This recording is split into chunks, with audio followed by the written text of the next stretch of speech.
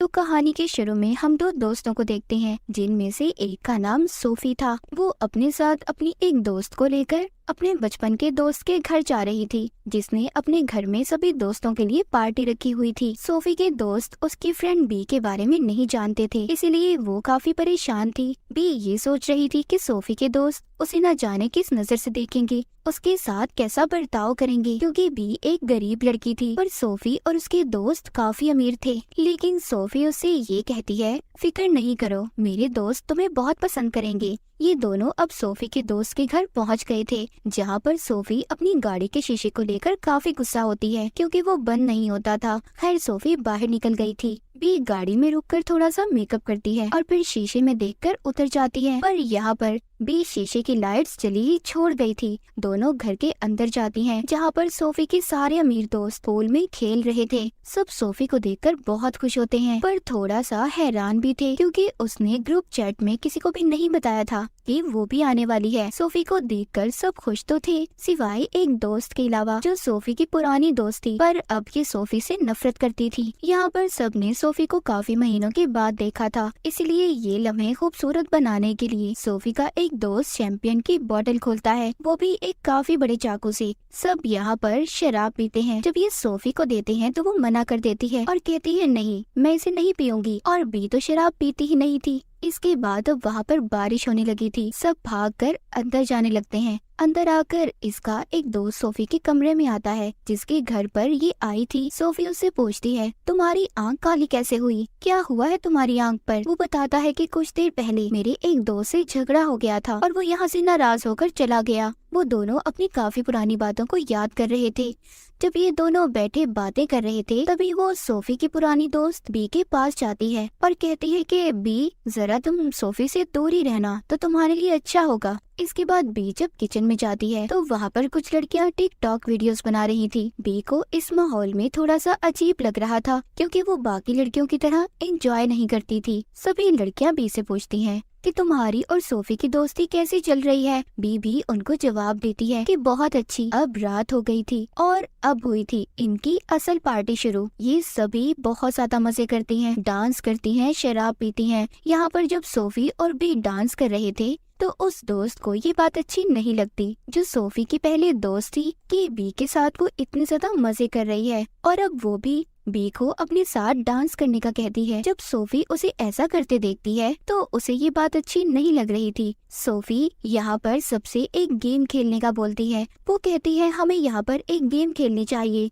जिसका नाम है बॉडीज बॉडीज। इस गेम के रूल्स असूल बहुत ज्यादा है। सबको एक पेपर मिलेगा, जिसके पेपर पर एक्स लिखा हुआ होगा वो हम में से कातिल होगा, और जो कातिल होगा उसे सबको ढूंढना होगा, फिर जिसके बाद वो उन्हें मार देगा, असल में नहीं, बस गेम में ही। और जो प्लेयर मर जाएगा उसे लेटकर बस मरने का नाटक करना होगा। फिर जो लाश को ढूंढेगा उसे बॉडीज बॉडीज कहकर शोर मचाना होगा। बस यही गेम है। सब इस गेम को खेलने के लिए तैयार थे। सभी गेम शुरू करने से पहले शराब पीते हैं और एक दूसरे को थप्पड़ मारते हैं। काफी अजीब था ये सब। ये सभी लाइट्स को बंद कर देते हैं। गेम को शुरू कर दिया जाता है। सब अपने फोन की लाइट्स को जलाकर एक एक करके छुप गए थे। बी अपने मोबाइल फोन की लाइट जलाकर छुपने की जगह को ढूंढ ही रही थी, तभी उसे आवाज आती है, बॉडीज बॉडीज, कातिल ने किसी को मार दिया था। यानी कि इसका मतलब ये था कि एक प्लेयर ने किसी को ढूंढ लिया है। सब अब दोबारा से इकट्ठे होते हैं। इनका एक दोस्त मर गया था, मतलब वो मरने का नाटक कर रहा था। सब सोचते हैं कि हमारे दरमियान में कातिल कौन है। सभी एक दूसरे पर इल्जाम लगा रहे थे। कोई कहता है कि तुम कातिल हो, तो कोई कह रहा था कि तुम। इनमें आपस में झगड़ा हो गया था, पर ये गेम वाला झगड़ा नहीं था। ये लड़ाई इनकी असल लड़ाई में बदल जाती है। आधे लोग तो गेम छोड़कर यहाँ से जा चुके थे, तो जो लोग बचते हैं, जिनमें सोफी और बीबी शामिल थी, ये सोचती हैं गेम तो खत्म हो गई। दोबारा से ये शराब पीती हैं और एक दूसरे को पागलों की तरह थप्पड़ मारती हैं। लेकिन तभी अचानक से मौसम खराब हो गया था और बहुत तेज बारिश भी होने लगी थी। इस वजह से इनके घर की लाइट भी चली जाती है। सब लड़कियाँ परेशान हो गई थी, सोचती है कि लाइट को वापस कैसे लाना चाहिए। ये अब एक कमरे में जाती हैं, जब भी खिड़की की तरफ जा रही थी तो वो सोफी के दोस्त को देखती है जिसने अपने घर में पार्टी रखी हुई थी। उसकी गर्दन से खून आ रहा था। बी के चिल्लाने पर जब बाकी लड़कियां भी वहाँ पर आती हैं कि हुआ क्या है, पर उनका वो दोस्त वहाँ पर मर चुका था। सब बहुत ज्यादा घबरा रही थी और सोचती हैं कि क्या सच में यहाँ पर कोई कातिल मौजूद है। वो मदद के लिए फोन करने की भी कोशिश करती हैं, पर नेटवर्क भी नहीं था। इसीलिए अब ये सभी सोफी की गाड़ी में जाती हैं ताकि सामने वाले टाउन में जाकर वो मदद ला सकें। लेकिन पता चलता है कि गाड़ी की बैटरी भी डेड हो गई थी क्योंकि बी ने जाते हुए लाइट्स को जला छोड़ दिया था। अब उनके पास गाड़ी भी सिर्फ एक ही थी क्योंकि सोफी के सारे दोस्त अपने एक दोस्त के साथ यहाँ पर आए थे जो नाराज होकर यहाँ से अपनी गाड़ी लेकर चला गया था। इनके पास कोई दूसरा रास्ता नहीं था, इसीलिए सब लड़कियाँ घर के अंदर वापस आ जाती हैं और उनमें से उसी दोस्त को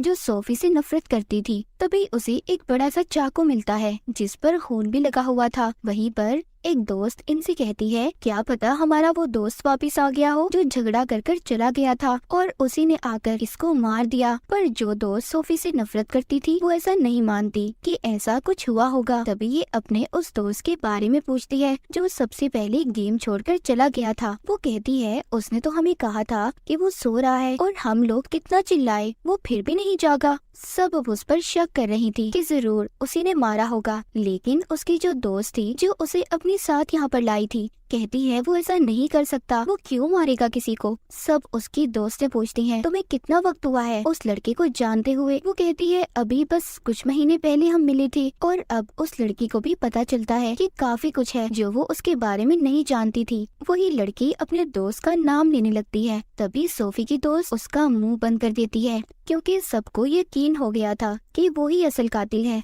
वो चारों काफी परेशान हो गई थी। वो उस लड़के को ढूंढते हुए कमरे में आती हैं, पर वो वहाँ पर नहीं था। तभी उन्हें पता चलता है कि उनकी एक दोस्त भी गायब थी। ये जब उस लड़के के बैग को चेक करती हैं, तो उन्हें उसके बैग से बहुत कुछ मिलता है जिसमें एक चाकू भी था। वो सोचती है कि अगर ये कातिल नहीं है तो इसने ऐसी चीजें अपने बैग में क्यों रखी हैं। फिर इनको अपनी वो दोस्त भी मिल गई थी जो गायब हुई थी। उसको पागलों वाले दौरे पड़ रहे थे। ये उसको दवाई देती हैं, जिसके बाद खुद भी सब आराम करती हैं। बाद में सभी लड़कियां उस लड़के के पास आती हैं जो एक कमरे में हेडफोन लगाकर लेटा हुआ था, इसीलिए उसे किसी चीज की आवाज नहीं आई थी। सभी लड़कियां उससे पूछती हैं कि इतना कुछ हो गया, तुमने कुछ नहीं सुना। जब ये इसको चाकू दिखा रही थी तो तभी ये उनसे वो चाकू छीनने की कोशिश करता है। वो सभी को कहता है कि शांत हो जाओ और अपने चाकू को नीचे रखता है। पर तभी दो लड़कियां कूदकर उस पर हमला कर देती हैं, पर वो जैसे तैसे खुद को उनसे दूर करता है। तभी सोफी चाकू को उठाती है, लेकिन वो लड़का उसे चाकू छीन लेता है। पीछे से बीबी देख रही थी। ये सोचती है कि ये सोफी को मार देगा,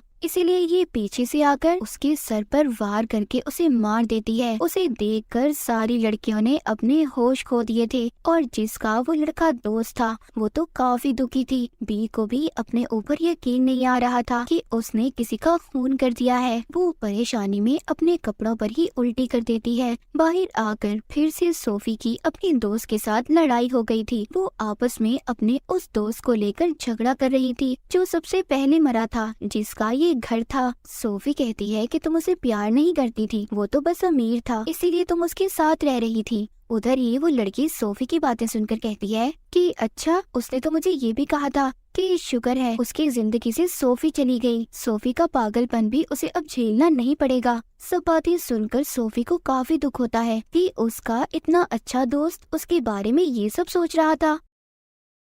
सब बातें सुनकर सोफी उससे कहती है तुम मर जाती तो अच्छा होता। वो लड़की इसकी बातें सुनकर यहाँ से चली गई थी। उधर बी को दिखाया जाता है जो अपने जिस्म से खून को साफ करके कपड़े बदल रही थी। ये अब सभी अलग अलग हो चुकी थी और सब एक दूसरे को ढूंढ रही थी। तभी अचानक से एक लड़की का पाँव अटक जाता है और वो अपनी दोस्त की लाश पर जाकर गिरती है। ये वही लड़की थी जो सोफी से झगड़ा कर रही थी। अब इनकी एक और दोस्त मर गई थी। सोफी की जो पहली दोस्त थी जो उससे नफरत करती थी कहती है कि अब तो वो भी मर गया जिसको हम कातिल समझ रहे थे। तो असल में कातिल है कौन? इनकी एक दोस्त यहाँ पर कहती है कि तुम लोग मान लो हमारे बीच में ही कोई कातिल है जो हमारी जान के पीछे पड़ा है और हमें उस कातिल को ढूंढना होगा इससे पहले कोई और मारा जाए। अब जवाब ढूंढने के लिए सोफी की दोनों दोस्तें बी पर इल्जाम लगाती हैं क्योंकि वही थी जिसके बारे में ये कुछ भी नहीं जानती थी। वो दोनों कहती है, हमने तुम्हारे बारे में सर्च किया, तुम्हारे नाम की तो कोई लड़की सोशल मीडिया पर है ही नहीं और तुम्हारा नाम तो यूनिवर्सिटी में भी नहीं है।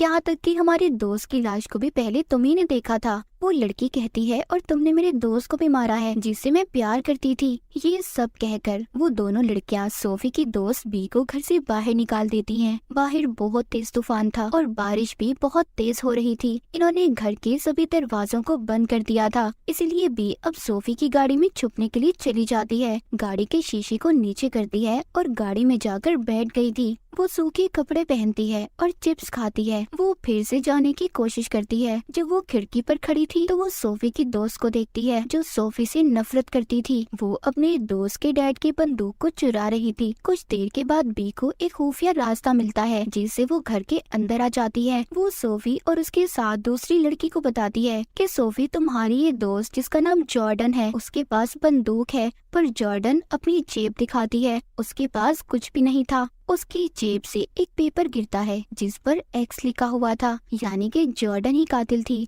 पर बी उनका इतना भरोसा तोड़ चुकी थी कि अब कोई भी बी पर यकीन नहीं कर रहा था। बी यहाँ पर अब अपना सच सबको बताती है। कहती है, मैंने यूनिवर्सिटी में एडमिशन लिया था पर मैंने अपनी मॉम की वजह से पढ़ाई छोड़ दी। और सोफी, मैं तुम्हें ऐसे नहीं बताना चाहती थी, इसीलिए मैंने तुमसे झूठ बोला। सब बातें सुनकर सोफी बी को गले लगा लेती है, पर तभी जॉर्डन बंदूक निकालती है। कहती है, बी ही कातिल है, मैं अभी भी बी को ही कातिल मानती हूँ और मैं इसकी मीठी मीठी बातों में नहीं आने वाली। सोफी कहती है, देखो इस बंदूक को दूर करो, तुम ऐसा कुछ नहीं करोगी। पर तभी इनके दरमियान में झगड़ा होने लगता है और इनकी लड़ाई अब ऐसी थी कि सब एक दूसरे के राज खोलने लगती हैं। वहीं पर इनकी एक दोस्त जॉर्डन से कहती है कि तुम इतने भी अमीर नहीं हो जितनी बनती हो। इस बात पर जॉर्डन को गुस्सा आ जाता है और वो गुस्से में उसके पैर पर गोली चला देती है। वो लड़की अब चीख चीख कर यही कह रही थी कि जॉर्डन ही कातिल है। इनके दरमियान में अब लड़ाई होने लगती है। इसी लड़ाई में गोली उसी दोस्त को लग गई थी जिसके पाँव में पहले जॉर्डन ने गोली मारी थी। वो अब मर चुकी थी, पर अब जॉर्डन अपनी जान बचाने के लिए जब ऊपर जाती है तो इसके पीछे सोफी भी जा रही थी।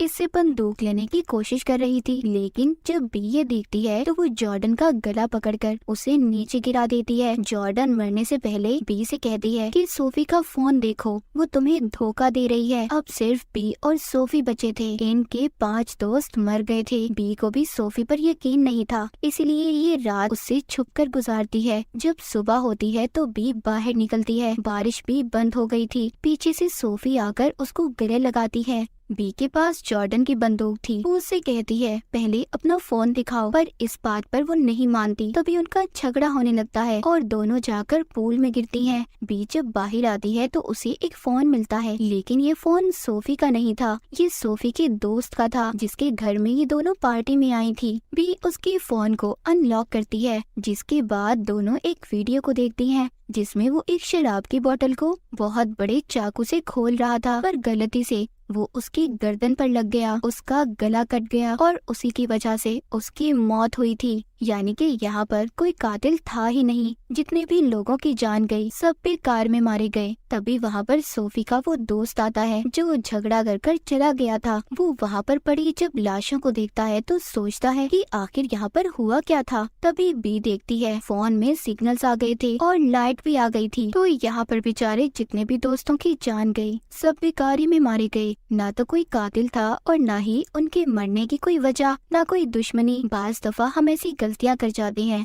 जिस बारे में हम खुद भी नहीं जान पाते कि हम कर क्या रहे हैं। तो कुछ भी करने से पहले उस बात का जरूर पता करें कि आखिर असल बात क्या है। और इन दोस्तों ने जो गलती की ये अपनी जान से गए, या फिर ये कह लें ये इनकी बेवकूफी थी। और इसी के साथ ये कहानी यहीं पर खत्म हो जाती है।